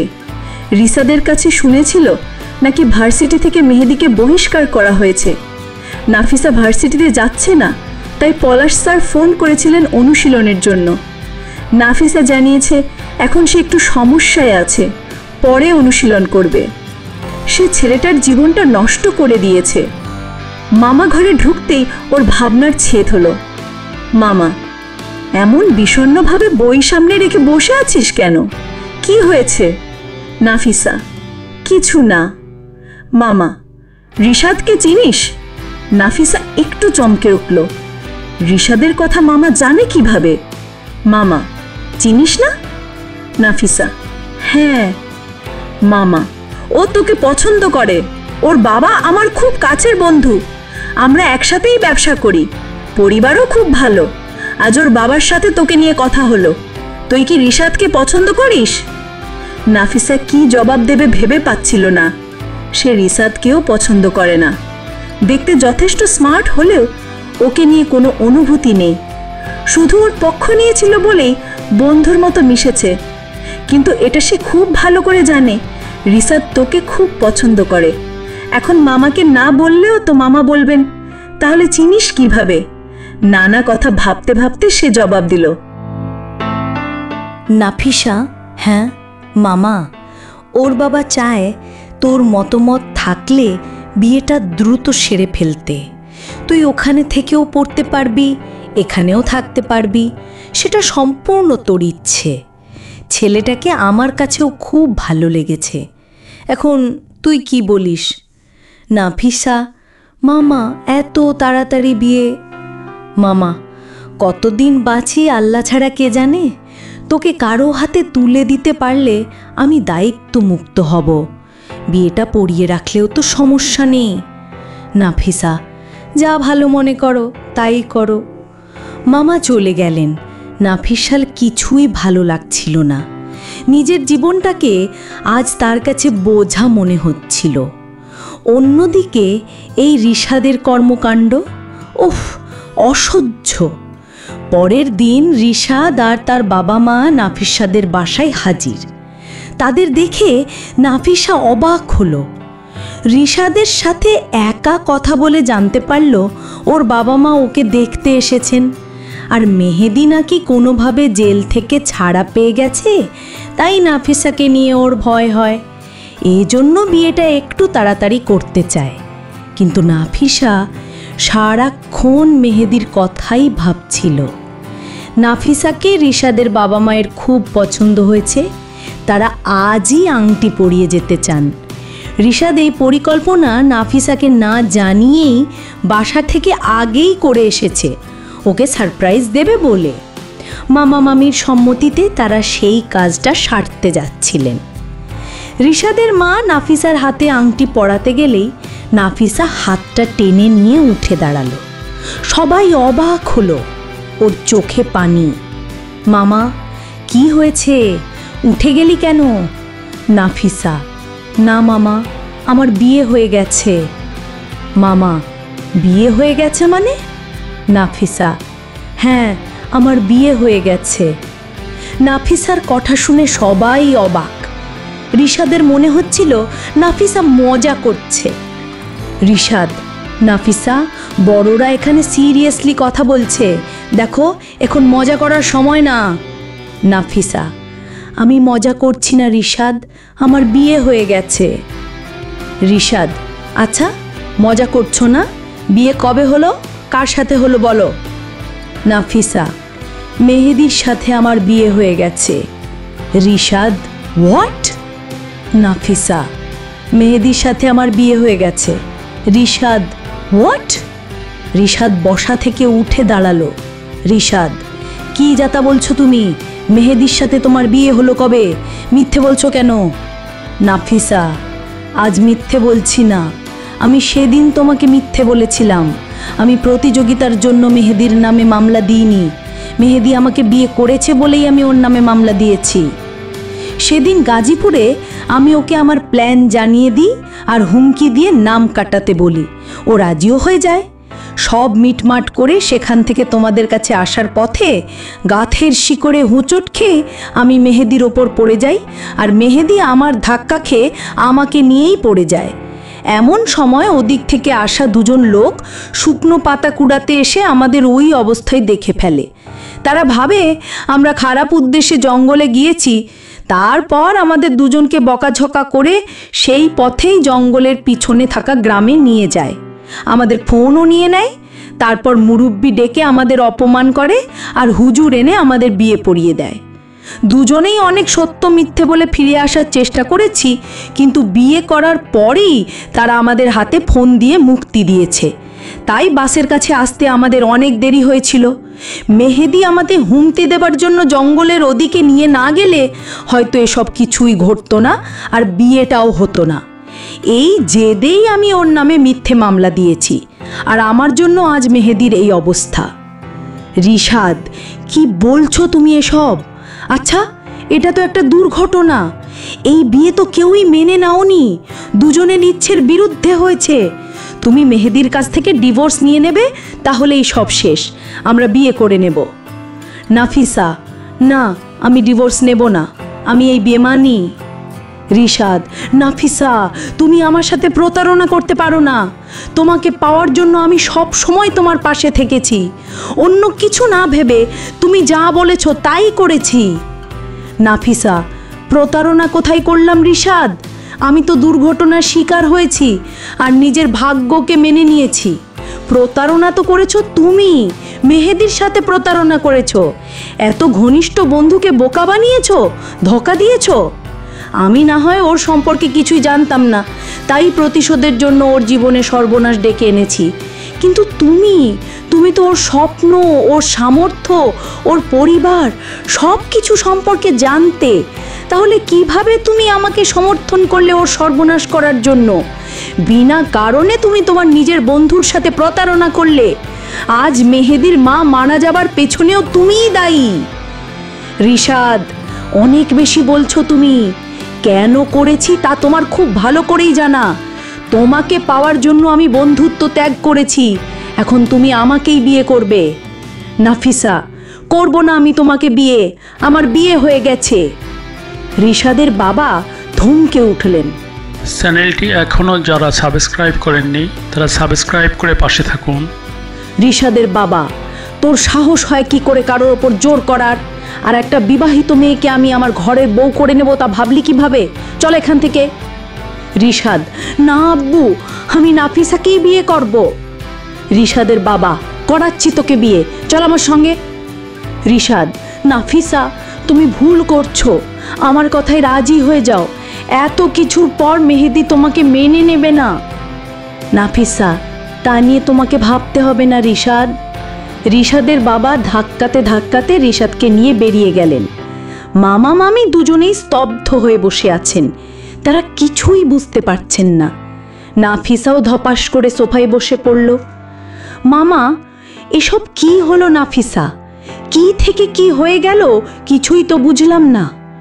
নাফিসা মামা মামির কাছে শুরু থেকে শেষ পর্যন্ত যা যা হয়েছে সব খুলে বলল, সাথে তো চোখের পানি ছিলই।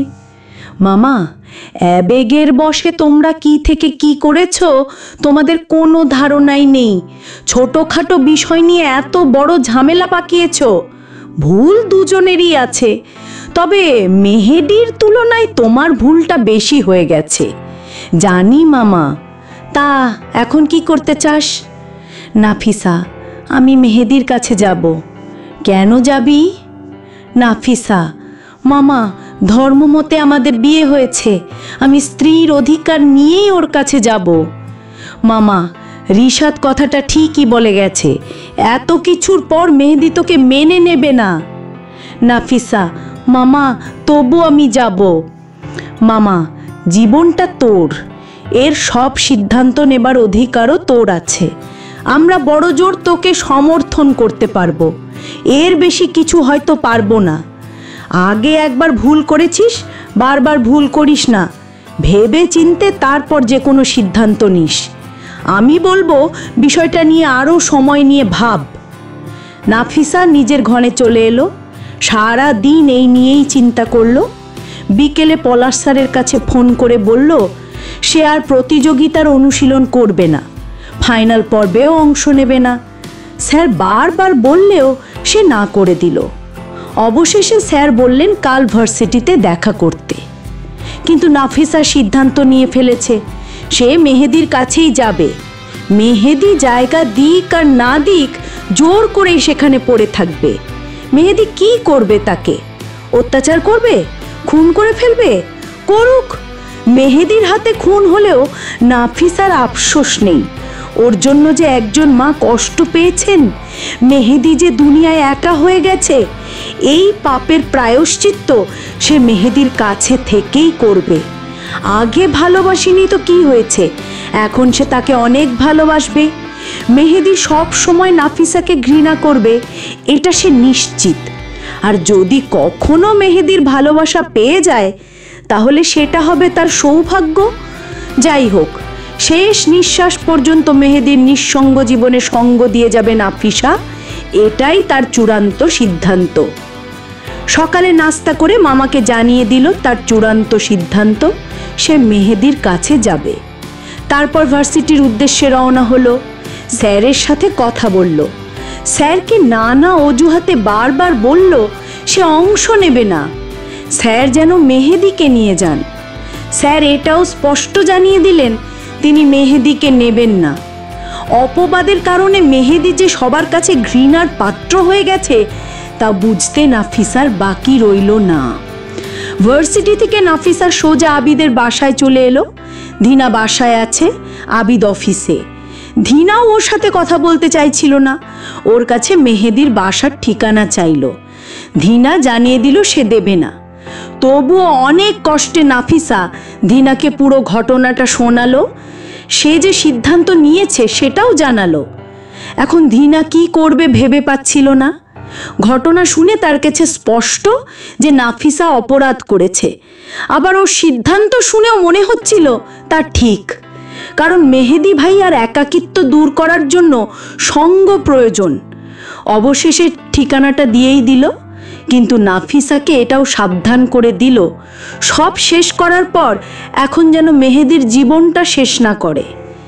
আজ হাফ টার্ম হওয়ায় আবিদ দুপুরেই বাসায় চলে এসেছে।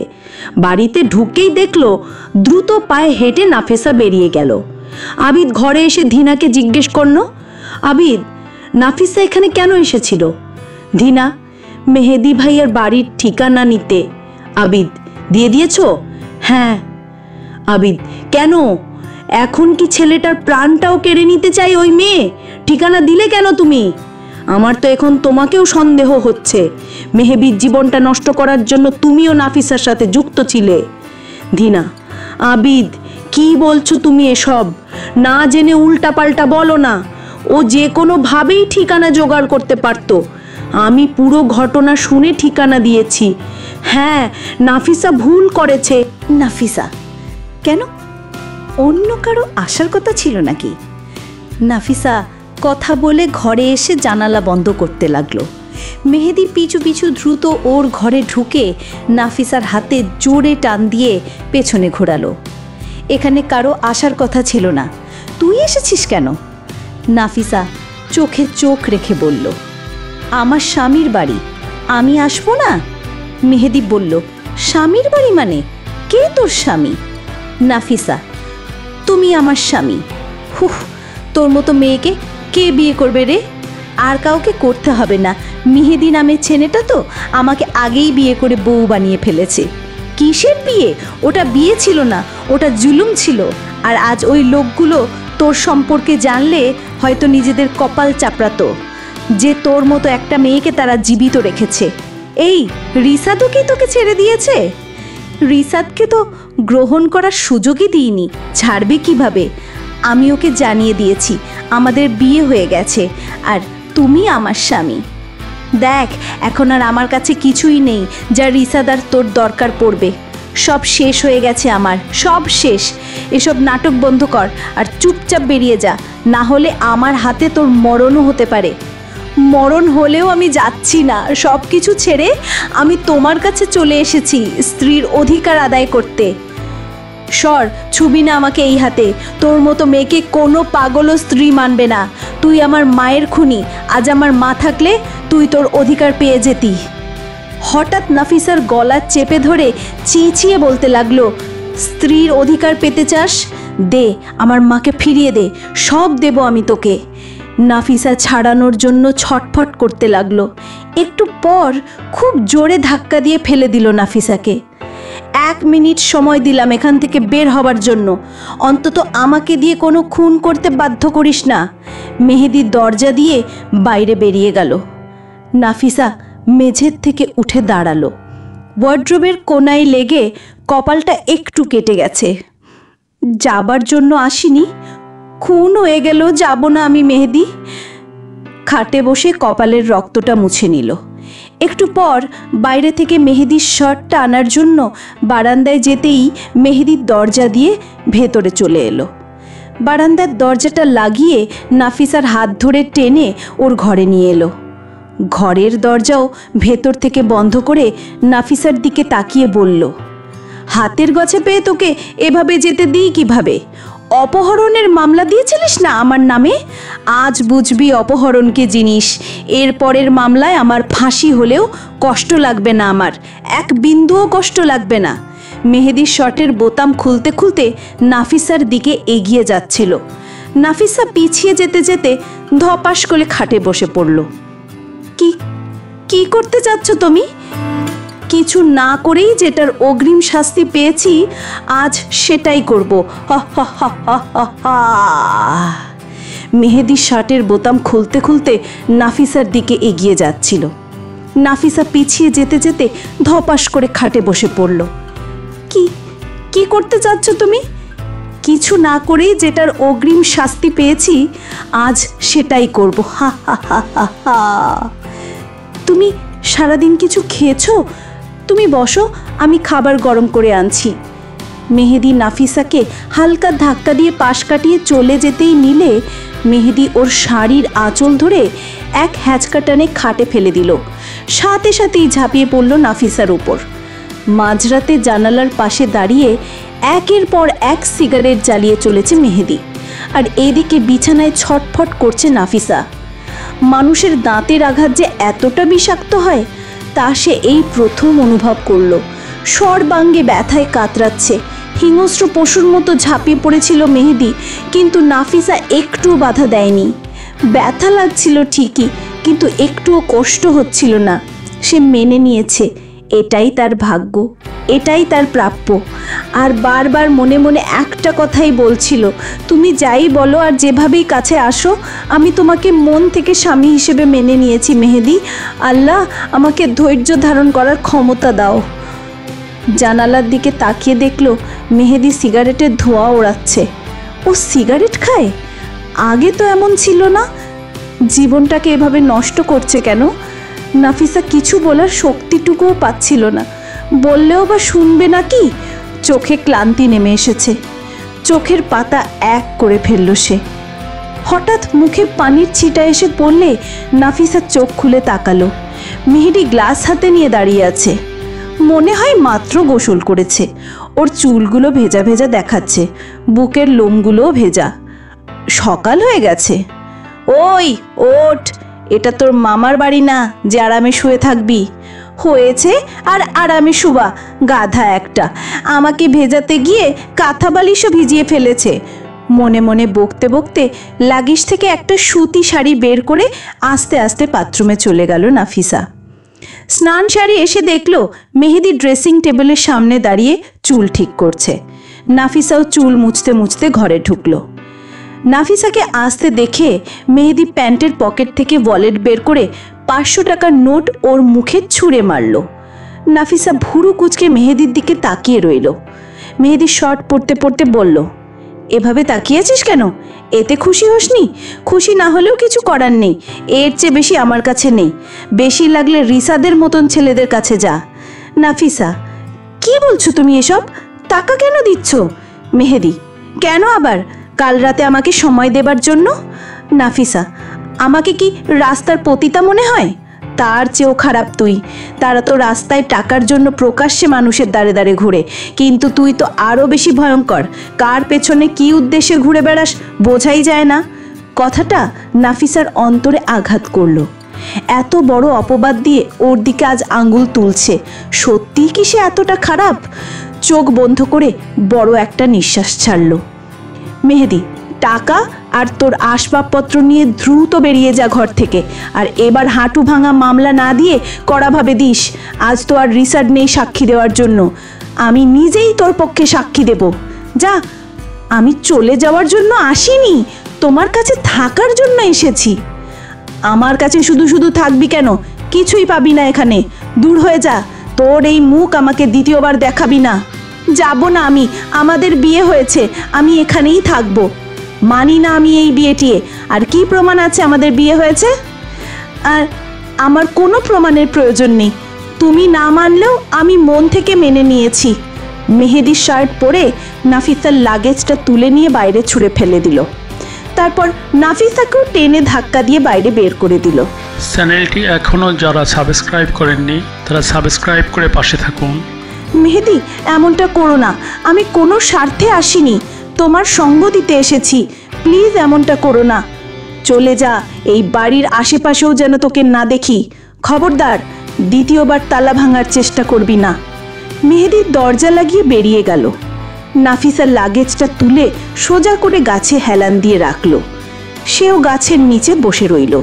বাড়ির চারদিকে ছোট ছোট গাছগুলো ঝোপঝাড় হয়ে আছে, বাউন্ডারির মতন দেখাচ্ছে, যার ফলে বাইরের কেউ দেখবে না।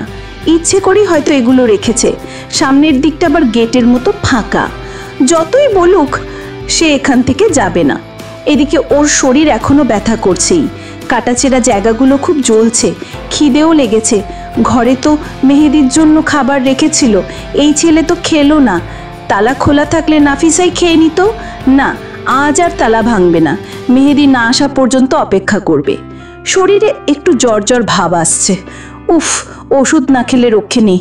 টাকা তো আছে, কিন্তু আশেপাশে কি ডাক্তারের দোকান পাওয়া যাবে? না, বসে থাকা যাবে না, খুঁজে দেখা দরকার। নাফিসা শাড়ির আঁচলে মাথা সহ সুন্দরভাবে ঢেকে নিল, যাতে শরীরের কোনো দাগ দেখা না যায়। একটা বোরখা থাকলে ভালো হতো। মোবাইলটা বের করে চেহারাটা দেখে নিল। চেহারায় কোনো দাগ নেই, থুতনির দিকে একটু আছে, সেটা অতটা বোঝা যায় না। এভাবেই যাবে সে। কিন্তু এই লাগেজ কোথায় রাখবে? এখানে রেখে গেলে তো চুরিও হতে পারে। তাই লাগেজটা সাথে নিয়ে বের হলো। রাস্তায় একজন লোকের কাছে জিজ্ঞেস করে ডাক্তারের দোকানে গেল। মেহেদির বাড়ি থেকে বেশি দূরে নয়। সেখান থেকে জ্বরের ওষুধ আর কাটাছেঁড়ার মলম কিনে নিল। আবার বাসার দিকে ফিরতেই লক্ষ্য করলো একজন মহিলা ওর পিছু পিছু আসছেন। ওকে অনুসরণ করছেন নাকি? নাফিসা একটু আস্তে আস্তে হাঁটতে লাগলো। মহিলাটি ওর কাছে এসে বারবার ওর দিকে তাকাতে তাকাতে হাঁটছেন। আন্টি, তুমি কিছু বলবে? কে তুমি? কোথায় যাও? নাফিসা, আমাকে চিনবেন না, আমি এদিকেই যাচ্ছি আমার স্বামীর বাসায়। মহিলা: এদিকে তোমার স্বামীর বাসা? কে তোমার স্বামী? নাফিসা: আপনি কি এখানকার স্থানীয়? মহিলা: হ্যাঁ, আমার বাসা এখানেই, ওই যে গোলাপি রঙের বিল্ডিংটা দেখছো, ওটাই আমার বাসা। নাফিসা লক্ষ্য করলো মেহেদির ঘরের পেছনের দিকেই বাড়িটা, তাই বলল, ওহ আচ্ছা, এই যে এটাই আমার স্বামীর বাসা। মহিলা: কি বলছো এসব? ভুল পথে আসো না তো? নাফিসা: না, সঠিক পথেই এসেছি। মহিলা: মেহেদি কি তোমার স্বামী? নাফিসা: জি আন্টি। মহিলা: আমি তো মেহেদির চাচি হই, আপন না, প্রতিবেশী আর কি। নাফিসা: ও আচ্ছা। মহিলা: তোমাদের বিয়ে হলো কবে? নাফিসা: অনেকদিন আগেই। মহিলা: কিছুই তো জানলাম না, পালিয়ে বিয়ে করেছো? না আন্টি, আসলে পড়াশোনার জন্য গোপনে বিয়েটা পড়ানো হয়েছে, পরে অনুষ্ঠান করার কথা ছিল। এখন তো মা। ও, বুঝতে পারছি। মেহেদি সম্পর্কে কিছু জানো? নাফিসা: কি জানার কথা বলছেন? মহিলা: ছেলেটা অনেক ভালো ছিল, কে জানে কেন এমন কুকাজ করতে গেল, তারপর পুলিশ ধরে নিয়ে গেল, সেই শোকেই তো ওর মা স্ট্রোক করলো, আবার এদিকে ছাড়াও পেয়ে গেছে। এসব কিছু জানো না? নাফিসা: আন্টি, ওটা আসলে একটা ভুল ছিল। আমাদের বিয়ের কারণে এক মেয়ে আমার সাথে শত্রুতা করে ওর নামে মিথ্যে মামলা দিয়েছিল, সেজন্যই এত কিছু ঘটেছে। এখন তা মিথ্যে প্রমাণ হয়, সেই মেয়েটা নিজেই শাস্তি পাচ্ছে, আর এজন্যই পুলিশ মেহেদিকে ছেড়ে দিয়েছে। কিন্তু আশেপাশে যে দুর্নাম ছড়িয়েছে তা তো আর সরানো যাবে না। মহিলা: এই কথা তাহলে? এজন্যই তো বলি, ছেলেটা তো এমন না। তোমাকে দেখে তো ধনী পরিবারের মেয়ে মনে হচ্ছে, মেহেদিকা হঠাৎ পছন্দ হয়ে গেল কি করে? নাফিসা: অর্থ দেখে কি মানুষের সাথে সম্পর্ক হয়? সব কিছুর মালিক তো আল্লাহ। মহিলা: তা ঠিক বলেছ। মাশাআল্লাহ, খুব সুন্দরী বউ পেয়েছে মেহেদি। অবশ্য মেহেদিও কিন্তু যথেষ্ট সুন্দর, স্মার্ট। ওর মা মারা যাওয়ার পর কেমন যেন হয়ে গেছে, এখন তুমি এসেছো, আবার আগের মতোই হয়ে যাবে। নাফিসা: ইনশাআল্লাহ, দোয়া করবেন। মহিলা: হ্যাঁ, কিন্তু তুমি একা এলে কেন? মেহেদি নিজেও তো নিয়ে আসতে পারতো। নাফিসা: সেই ঘটনার পর আমার সাথেও তেমন যোগাযোগ রাখিনি, বলেছে তাকে ভুলে যেতে, তার নিজের জীবনের কোনো অস্তিত্ব নেই। বললে কি সব ভোলা যায়? আপনিই বলুন আন্টি, তাই আমি নিজেই চলে এসেছি। মহিলা: না, এটা ঠিক করেনি, এখানে তুমিই ঠিক করেছো। মেহেদি তো মনে হচ্ছে বাসায় নেই, ঘর তালা দেওয়া দেখা যাচ্ছে, ফোন করো। নাফিসা: ফোন করেছি, রিসিভ করে না। মহিলা: এখন দাঁড়িয়ে থাকবে? আমার সাথে আমাদের বাসায় চলো, মেহেদি এলে এসো। নাফিসা: না আন্টি, আপনি যান, আমি এখানে অপেক্ষা করব, যদি আবার কিছুক্ষণের মধ্যে এসে পড়ে। তাও ঠিক। নাফিসা মনে মনে বলল, এমনিতেই যে ঘাটাঘাটি শুরু করেছেন, আপনার সাথে গেলে 14 গোষ্ঠী উদ্ধার করে ছাড়বেন। হঠাৎ একটা লোক রাস্তার দিকে যেতে নিলে আন্টি বললেন, কই যাও? বাজারের দিকে। কেন? মহিলা: মেহেদিকে দেখলে বলবে তো ওর বউ বাড়িতে এসে ব্যাগ নিয়ে দাঁড়িয়ে আছে, তাড়াতাড়ি যেন ফেরে, ঘরে তালা লাগানো। লোক: মেহেদির বউ? হ্যাঁ। আচ্ছা, দেখা হলে বলবো। লোকটি চলে গেল, হয়তো আন্টির স্বামী হবেন। নাফিসা মনে মনে একটু খুশি হলো, আন্টি একটা কাজের কাজ করেছেন, মেহেদি এবার তাড়াতাড়ি বাসায় ফিরবে। আন্টি চলে গেলেন। নাফিসা ঘরের কাছের মেহগুনি গাছটার নিচে বসে কেকটা খেয়ে জ্বরের আর ব্যথার ওষুধ খেয়ে নিল। আঁচল ছড়িয়ে হাতের দাগগুলোতে মলম লাগালো। বাকিটা পরে দেওয়া যাবে। প্রায় 20 মিনিট পর মেহেদি বাসায় হাজির। রেগে হন হন করে বাসায় ঢুকেছে। নাফিসা বসে বসে কিছুটা হলেও আন্দাজ করতে পারছিল ওই লোক হয়তো বলেছে।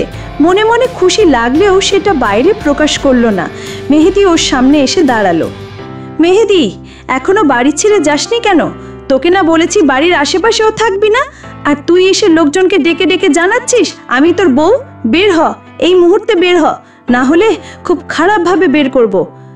নাফিসা, বুঝি না আমি বারবার তোমাকে এক কথা কেন বলতে হয়? বলেছি তো যাব না আমি। তাছাড়া ওনারা এসে যদি জিজ্ঞেস করেন মেহেদি তোমার বউ কোথায়, তখন কি জবাব দেবে? মেহেদি, কেউ এসে জিজ্ঞেস করবে না, কেউ জানেই না জিজ্ঞেস কি করবে। তুই এখন বের হ। নাফিসা, গোলাপি রঙের আন্টি কিন্তু বলে গেছেন একটু পর আসবেন আমার সাথে গল্প করতে, তখন কি বলবে তুমি? উনি কিন্তু অনেক প্রশংসা করে গেছেন মেহেদির ভাগ্য ভালো, এত সুন্দরী একটা বউ পেয়েছে। এতক্ষণে হয়তো আরও অনেকেই জেনে গেছে মেহেদির বউ বাড়িতে এসেছে। এক এক করে সবাই যদি নতুন বউ দেখতে আসে তাহলে কয়জনকে তাড়াবে তুমি? মেহেদি, আল্লাহ, আমার সর্বনাশের আর কিছু বাকি রেখেছিস? নাফিসা, ভালো কিছু কেউ সর্বনাশ ভাবছ? যাই হোক, তালা খোলো, অনেকক্ষণ ধরে দাঁড়িয়ে রেখেছ। মেহেদি, তুই আর কিছু বলতে পারল না মেহেদি। ইতোমধ্যে ওই আন্টির সাথে আরেকজন মহিলা এসে পড়েছেন। মহিলা, মেহেদি এসেছো? অনেকক্ষণ ধরে দাঁড়িয়ে আছে তোমার বউ, তালাটা খুলো এবার। মেহেদি নাফিসার দিকে চোখ রাঙিয়ে অবশেষে তালাটা খুলে দিল। আন্টিরা নাফিসার প্রশংসা করে গেলেন, মেহেদিকেও নানা কথা বুঝিয়ে গেলেন যাতে অতীত ভুলে ভবিষ্যৎটা সুন্দর করে সাজায়। আন্টিরা চলে গেলেন। মেহেদি ঘরে ঢুকলো। নাফিসা খুশি হয়ে লাগেজটা টেনে ঘরে এলো। মেহেদি দরজা লাগিয়ে দিল। নাফিসার চুলের মুঠি ধরে বলল, মেহেদি, আমাকে কি একটু শান্তি দিবি না? সব তো শেষ করে দিলি, এখনো পড়ে আছিস কেন? নাফিসা, ব্যথা লাগছে আমার, ছাড়ো। মেহেদি, এইটুকু ব্যথা সহ্য হয় না? আমাকে যে ব্যথা দিয়েছি সেটা কিভাবে সহ্য করছি আমি? নাফিসা আর ছাড়ানোর চেষ্টা করলো না। মেহেদির দিকে তাকিয়ে চুপচাপ দাঁড়িয়ে রইল। মেহেদি নিজেই ওকে ছেড়ে দিল। সকালে ফেলে যাওয়া টাকাটা এখনো আগের জায়গাতেই পড়ে আছে। নাফিসা টাকাটা উঠিয়ে মেহেদির হাতে দিয়ে বলল, সারাদিন কি না খেয়েই ঘুরে বেড়াও? এভাবে জীবন চলবে? বাজার করে এনো, আমরা দুজনে রান্না করে খাবো। মেহেদি টাকাটা মুঠো করে মুড়ে আবার নাফিসার মুখে ছুঁড়ে মেরে বলল, খবরদার, আমার মায়ের ব্যবহার করা জিনিসে হাত লাগাবি না। নাফিসা, তাহলে নতুন এনে দাও। মেহেদি, কিছুই পাবি না, তোকে এখানে থাকতে বলেছে কে? চলে যা। বারবার একই কথা শুনতে ভালো লাগছিল না নাফিসার, তাই কোনো উত্তর না করে ফ্রিজে থেকে খাবারের বাটিটা বের করলো। রান্নাঘরের দিকে যেতে যেতে বলল, হাত মুখ ধুয়ে নাও, আমি খাবার গরম করে আনছি, খেয়ে নাও। মেহেদি ঘর থেকে বেরিয়ে নাফিসার হাত থেকে বাটিটা নিয়ে দেখলো বিরিয়ানি। মেহেদি, এটা কোথা থেকে এলো? নাফিসা, কাল বাসা থেকে আসার সময় নিয়ে এসেছি। মেহেদি বাটিটা নিয়ে ঘর থেকে বেরিয়ে বাড়ির পেছনের ময়লায় বাটি সব ফেলে দিল। আবার ঘরে আসতে নাফিসা বলল, খাবারটা কেন ফেলে দিলে? ওটা কি দোষ করেছিল? তোমার খেতে ইচ্ছে না হলে আমি খেয়ে নিতাম। মেহেদি কোনো জবাব না দিয়ে বারান্দার দরজা বন্ধ করে নিজের ঘরে এসে শুয়ে পড়ল। আর কিছু বললেই সে বাহিরে। ঘরেও শান্তি নেই, এখন বাইরে গিয়েও লোকেদের জন্য শান্তি পাবে না। সব ধ্বংস করে দিচ্ছে এই মেয়েটা।